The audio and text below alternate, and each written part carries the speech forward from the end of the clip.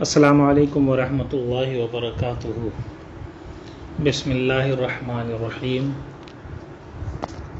کتاب الشفعہ۔ الشفعۃ واجبۃ للخلیط فی نفس المبیع ثم للخلیط فی حق المبیع کالشرب والطریق ثم للجار وَلَيْسَ لِلشَّرِيكِ فِي الطَّرِيقِ وَالشِّرْبِ وَالْجَارِ شُفْعَةٌ مَعَ الْخَلِيطِ فَإِنْ سَلَّمَ الْخَلِيطُ فَالشُّفْعَةُ لِلشَّرِيكِ فِي الطَّرِيقِ فَإِنْ سَلَّمَ أَخَذَهَا الْجَارُ وَالشُّفْعَةُ تَجِبُ بِعَقْدِ الْبَيْعِ وَتَسْتَقِرُّ بِالْإِشْهَادِ وَتَمْلِكُ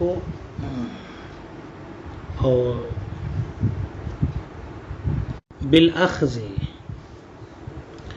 إذا سلمها المشتري أو حكم بها حاكم وإذا علم الشفيع بالبيع أشهد في مجلسه ذلك على المطالبة ثم ينهز منه فيشهد على البائع إن كان المبيع في يده او علی المبتاع او عند العقار فاذا فعل ذلك استقرت شفعته ولم تسقط بالتاخير عند ابي حنيفه وقال محمد ان تركها من غير عذر شهرا بعد الاشهاد بطلت شفعته۔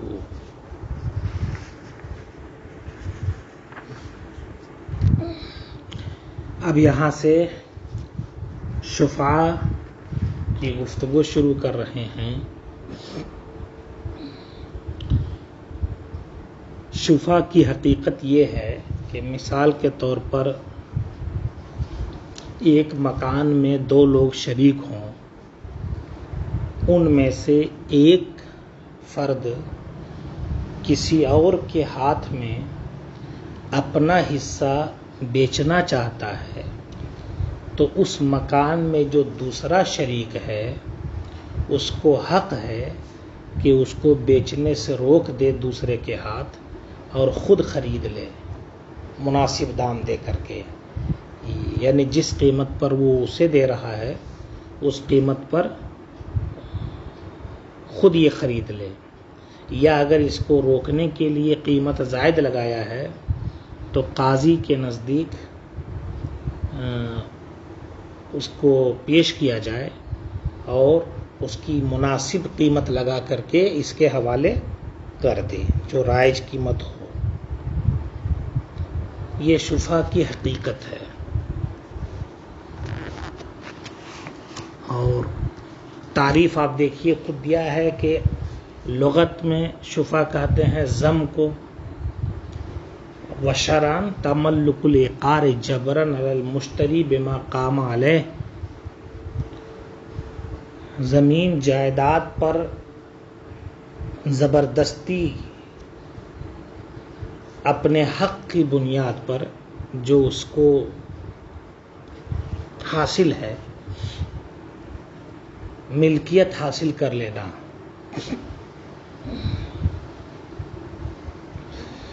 صورت اس کی یہ بنتی ہے کہ مثال کے طور پر ایک مکان میں دو لوگ شریک ہوں تو اب دونوں اس میں رہیں گے، دونوں کا حق اس پر ہے برابر برابر۔ ابھی شفعہ کا کوئی معنی، کوئی مفہوم، کوئی حکم، کوئی صورت یہاں نہیں آئے گی۔ اب ان میں سے ایک شریک بیچنا چاہتا ہے تو جب وہ ابھی بیچنا چاہتا ہے تب بھی حق شفعہ نہیں ثابت ہوگا، کیونکہ چاہنے سے کچھ نہیں ہوتا ہے، کرنے سے ہوتا ہے۔ اب اس میں سے ایک شریک نے خریداری کا معاملہ کیا کسی کے ساتھ، یعنی کسی کے ساتھ بیع کی، تو اب طے ہو گیا کہ وہ بیچنا چاہتا ہے، چھوڑ کے جانا چاہتا ہے، تو اب اس دوسرے شریک کو شفعہ کا حق پہنچے گا، اور جو اس کے شرائط ہیں جس کی تفصیل آ رہی ہے اس کے مطابق وہ اپنا حق طلب کر سکتا ہے۔ آخر یہ شفا کا شریعت نے لحاظ کیوں کیا؟ اصل معاملہ یہ ہے کہ ایک مکان میں دو لوگ شریک ہیں تو نبھ رہا ہے کسی طرح۔ مثال کے طور پر زید کے دو بیٹے ہیں، مکان میں دونوں وراثت کے اعتبار سے حصہ دار ہو گئے۔ اب دونوں بھائی ہیں تو آپس میں چل رہا تھا۔ اب ایک بھائی کہیں اور چلا جانا چاہتا ہے رہنے کے لیے، تو یہ حصہ بیچنا چاہتا ہے اپنا یہاں کا، تو کسی دوسرے کے ہاتھ بیچے گا تو ظاہر سی بات ہے اب تک بھائی ایک مکان میں تھے، لیکن اب ایک دوسرا آدمی آ کر کے شریک ہو جائے گا، تو ایسی صورت میں زحمت ہوگی، جو وہاں رہے گا اس کو زحمت ہوگی۔ ایک نئے ہمسائے کے ساتھ، ایک نئے شریک کے ساتھ رہنا بہرحال دقت طلب کام ہے، ہو سکتا ہے نہ نبھ پائے، تو اس لیے یہ حق دیا گیا کہ سامنے والے کو بیچنا ہی ہے اور آپ کو ضرر سے بچنا ہے تو آپ ہی خرید لیجئے، اس کا بھی کام ہو جائے گا اور آپ کا بھی کام ہو جائے گا۔ یہ اس طور پر جو ہے شفا رائج ہوتا ہے۔ اب شفا کی صورتیں کیا ہیں، تو اس کو شروع ہی میں یہ بیان کرتے ہیں کہ شفا کن لوگوں کو ملتا ہے۔ کہتے الشفاعۃ واجبۃ للخلیط، شفا واجب ہے خلیط کے لیے۔ خلیط ایف للخلیط فی نفس المبی، یعنی نفس مبی میں جو شریک ہو اس کے لیے۔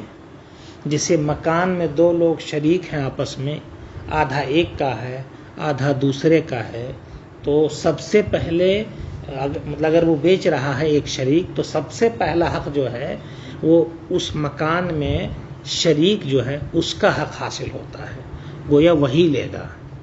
اب اگر یہ نہیں لیتا ہے، مکان میں جو شریک ہے وہ شخص نہیں لیتا ہے، تو پھر شفا کا حق دوسرے کو ملے گا۔ وہ دوسرا کون ہوگا؟ کہتے ثم للخلیط فی حق المبی، پھر شفا واجب ہے اس کے لیے جو حق مبی میں شریک ہے۔ حق مبی کیا ہے؟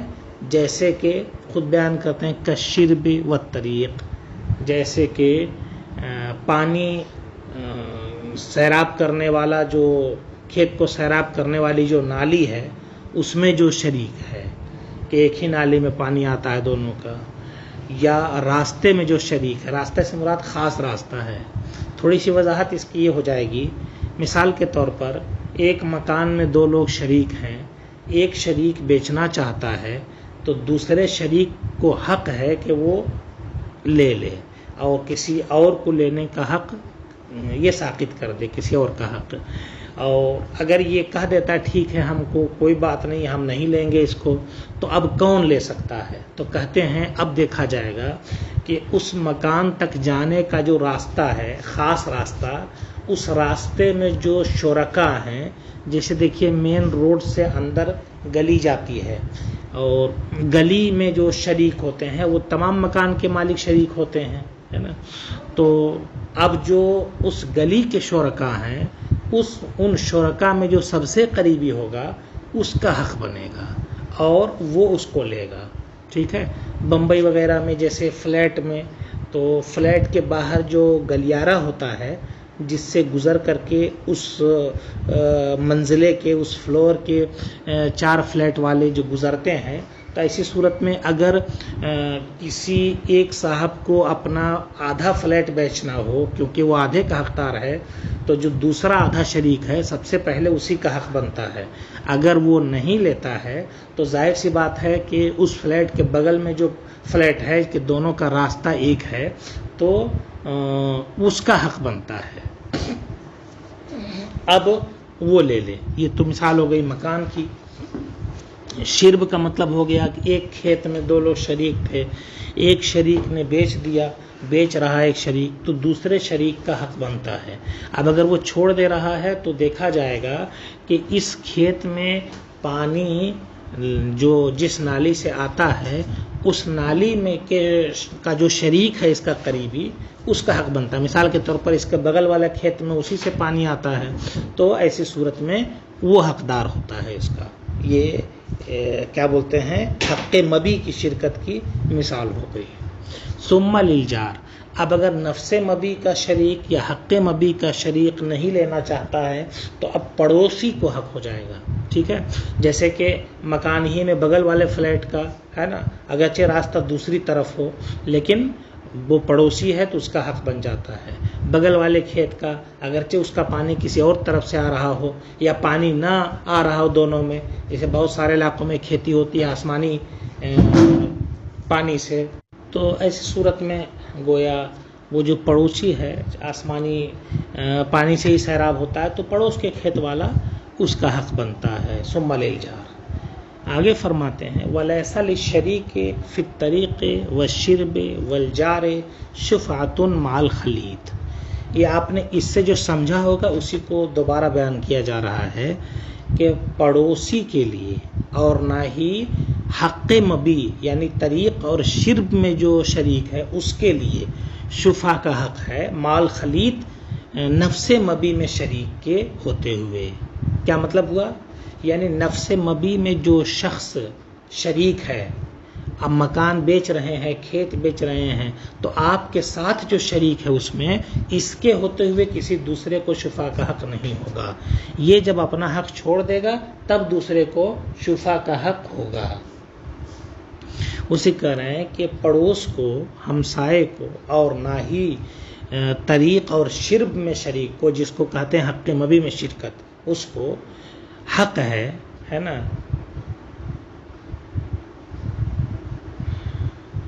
مال خلیط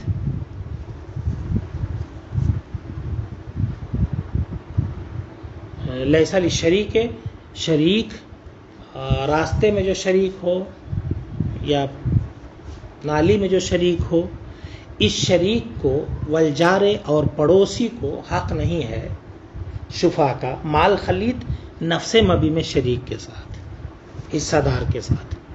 فَإِن سَلَّمَ الْخَلِيطَ، اب اگر نفس مبی کا شریک حوالے کر دے، اپنا حق اپنے حق سے دستبردار ہو جائے، حوالے کر دے، فَالشُّفْعَةُ لِلشَّرِيكِ، تو ایسی صورت میں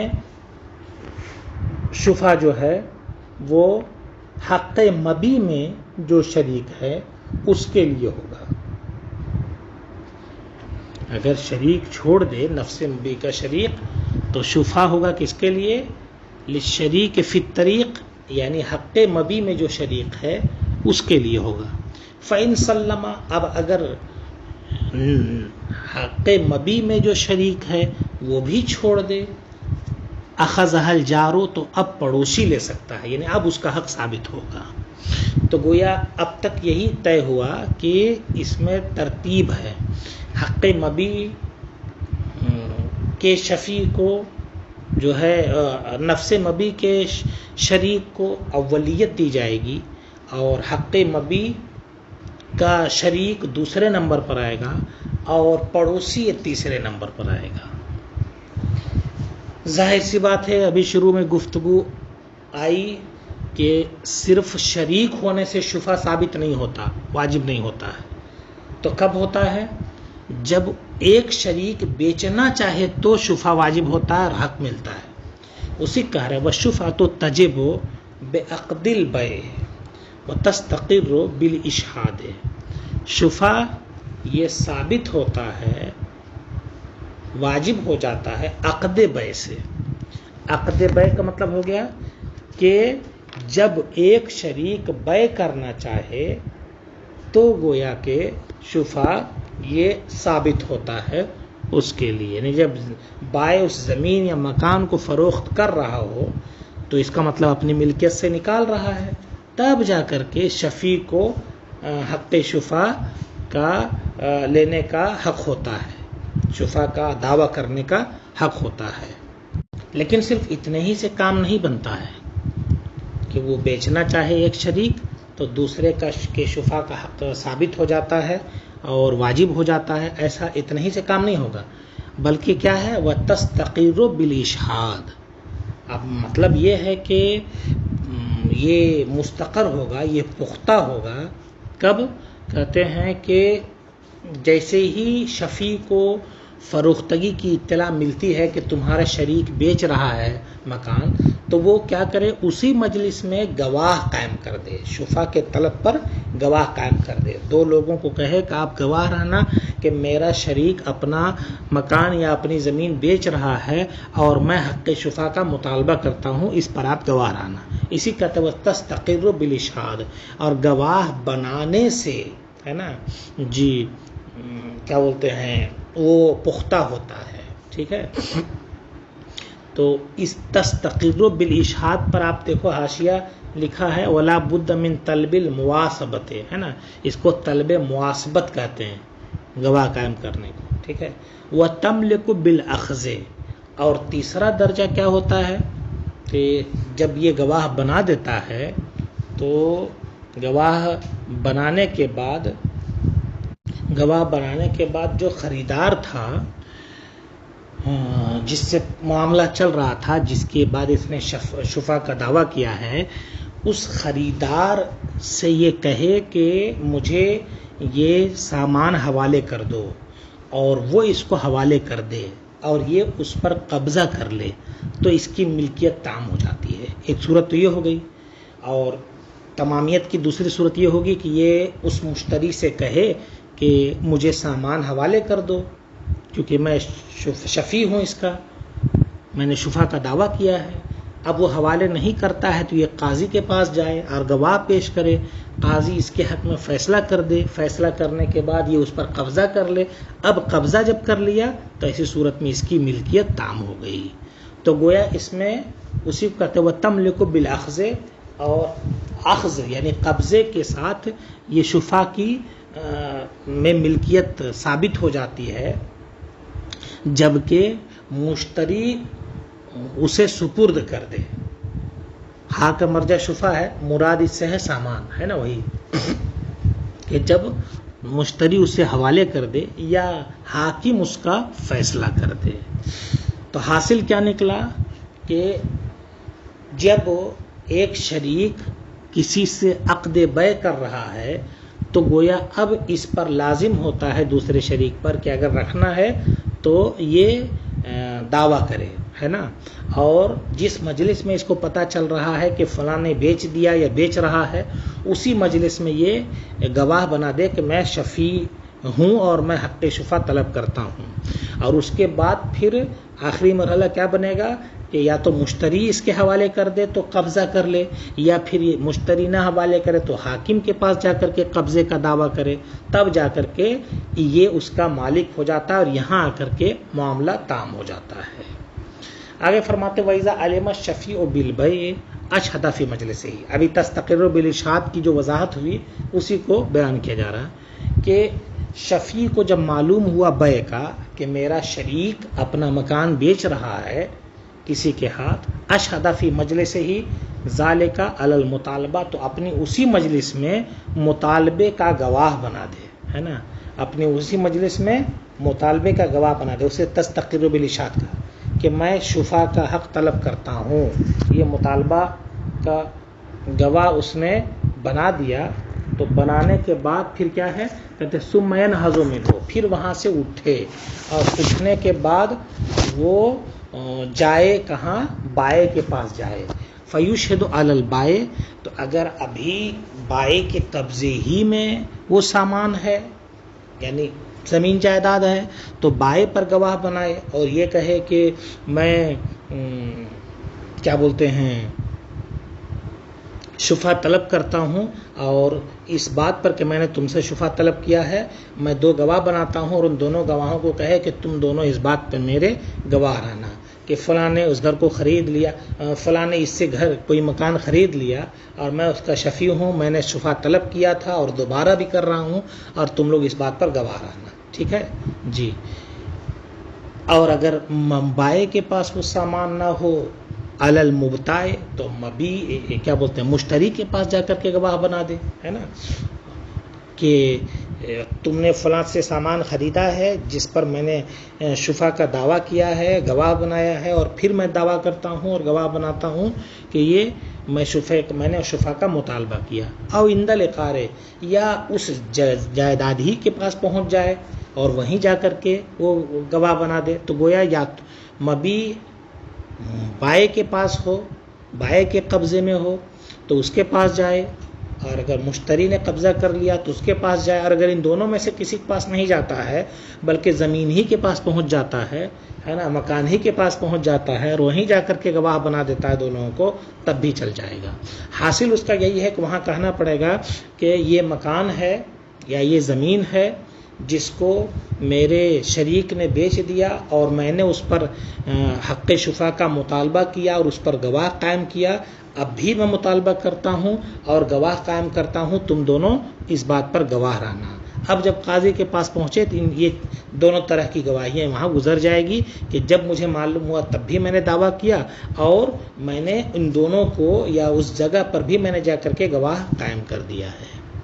فَإِذَا فَعَلَ ذَلِكَ اسْتَقَرَّ شُفْعَتُهُ، جب وہ یہ کام کرتا ہے تو اس کا شفا جو ہے وہ پختہ ہو جاتا ہے، حق ثابت ہو جاتا ہے، پختہ ہو جاتا ہے۔ یہ بات ہو گئی۔